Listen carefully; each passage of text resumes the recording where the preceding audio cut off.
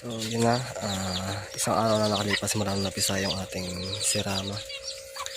Update ko na kayo kung ano yung lagay ng tatlong sisiw, no? So yun yung ating unang sirama. Okay. So ito na. Yun yung huling napisa, yung kulay cream na yan.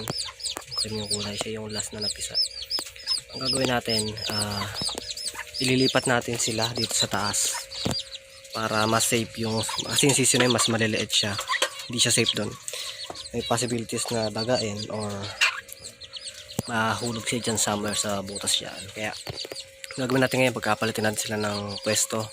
Itong mga sisiw na ito naman laki na kasama yung nanay nila, sila ipapalitan sa ibaba kasi mas malakas naman na sila. Tapos dito natin ililipat yung mga bagong pisa. Pero bago yan, lalagyan mo na ito ng sapin para hindi rin mahirapan yung mga sisiw kasi sobrang liliit pa nun. Lulusot yung paa nila dyan eh. Okay. Lalabas mo na itong mga manok na ito para maayos natin yung loob. Malagyan natin ng karton. Kuruk!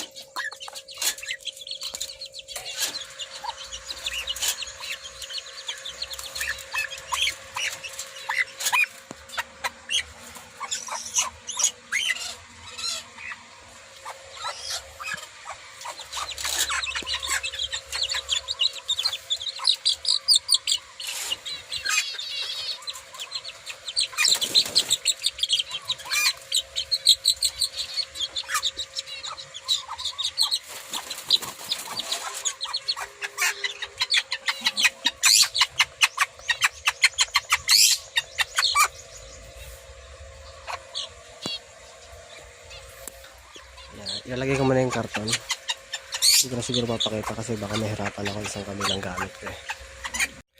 Ito na yung paglilipatan ng mga sisiw tsaka nung inahin nila. Ilagay ko na rin yung ilaw natin yan, yung bombilya, para hindi sila ginawin pagkagabi. Extra init na rin bukod dun sa paglimlim sa kanan ng nanay nila. Ngayon lilipatan lang natin yung inahin dito siya kay mga sisiw na, tapos yung kanilang pakainan at saka painuman. Ayan na, nailipat na natin yung inahin kasama yung mga sisiw niya. Pakita ko rin niya para mas makita yung sisiw kasi mas makikita na sila ngayon dito. Ayan. Ayan yung tatlo nating sisiw ng sinama. Ayan, napakaliliit. Para lang silang sisiw ng pugo. Kung alam niyo yung binibenta sa piyesta, ganoon lang sila kaliit. Ayan. Inahin natin. Mamaya mabuksan natin yung ilaw na yan, tapos lalagyan natin sila ng pagkain. Pero ngayon, ayan, masok na inahin natin dyan.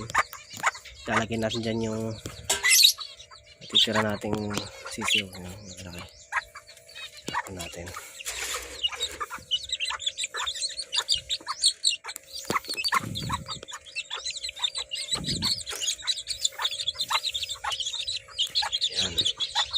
Yan, mas malaki na yung kulungan nila kasi mas lumalaki na rin sila.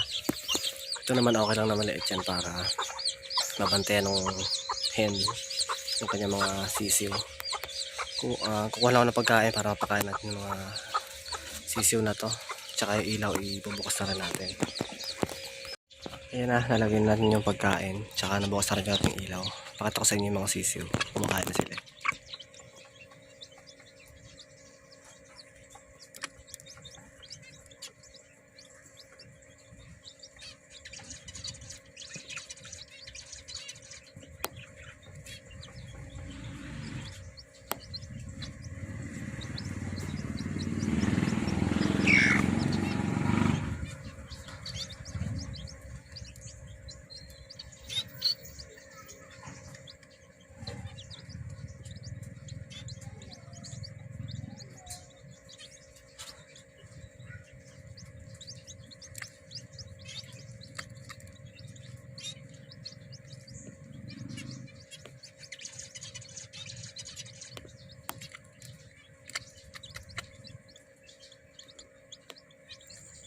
Yun lang muna sa ngayon.